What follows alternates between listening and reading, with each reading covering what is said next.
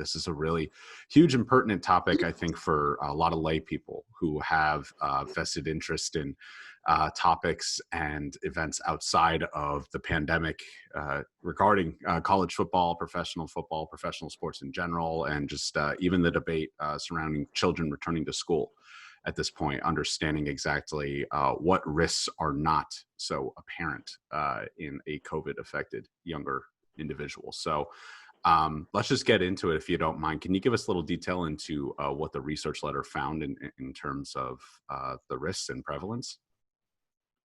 Yeah. So, let me say at the outset that our research letter is based on a case series. So it is a case series of 26 college athletes from different sports who were recovering from COVID-19 infection. And in addition to the usual clinical exam, ECG, and echocardiogram, and a troponin that some of these athletes are supposed to get prior to return to sports, we decided to do a cardiac MRI in these athletes. And so on the cardiac MRI that we did on these 26 athletes, college athletes that we report, we found that 15% of them, so 4 of the 26, had evidence of probable myocarditis as defined by the updated Lake-Lewis criteria. Of these 4 patients with probable myocarditis, 2 were symptomatic during the initial infection and 2 were asymptomatic throughout their course. We also found that 8 additional athletes had evidence of a late gadolinium enhancement on their MRIs, which could suggest a prior myocardial insult, or it could suggest athletic cardiac adaptation. That is something that we still need to study a little bit more to better understand. So these were the main findings. Of the total cohort of 26 patients, 12 of these had symptoms during the initial course, and the other 14 were asymptomatic. Wow. And I mean, obviously, there's a lot of developing understanding as to how COVID-19 as an inflammatory disease affects patients long-term, not even just in the immediacy. I mean, beyond just understanding these prevalencies and very finely tuned young individuals, otherwise healthy, right?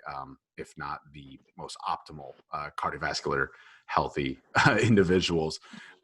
What does this contribute to our understanding of it as an inflammatory disease?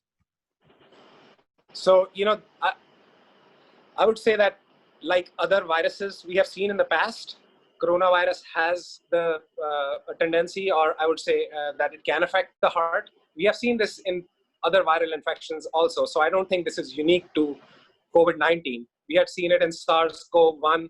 We have seen it in MERS as well, where cardiac involvement was seen.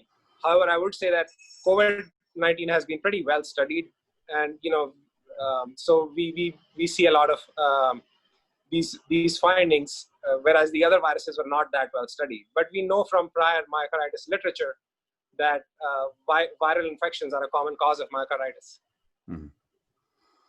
And obviously, our understanding of just general health has really, in a strange way, silver lining, benefited from the sheer amount of attention and focus and, I guess, emphasis we're putting on understanding absolutely everything about COVID-19. And I think that certainly applies to here, where we're giving cardiovascular screening to, seemingly young, healthy individuals who, obviously we have this concern, but it's kind of laying out an underlying potential risks and mechanisms that maybe we weren't really understanding before. I guess I'm asking essentially, does this give us any incentive to more greatly emphasize cardiovascular screening in young athletes?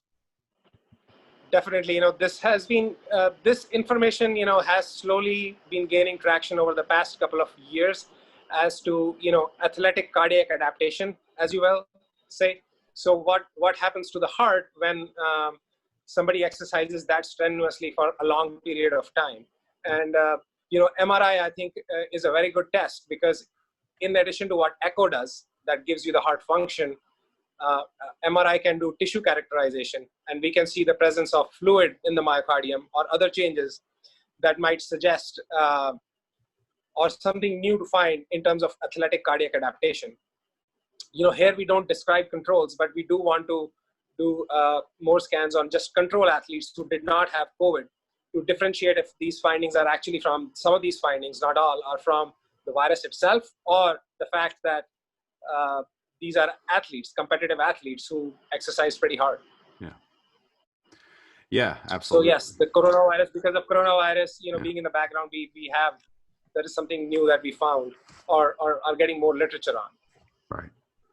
Right. So in a strange way, beneficial for that side of science, Yeah. right? So, I mean, looking even beyond the risk of events or just immediate, syndrome effects of COVID-19, is there, I guess, a better interpretation now of the very long-term effects this could have, even beyond health? But if we're looking at a young athlete's capacity to perform at an elite level of fitness, do we have concerns that this is something that's going to have to be addressed years from now even?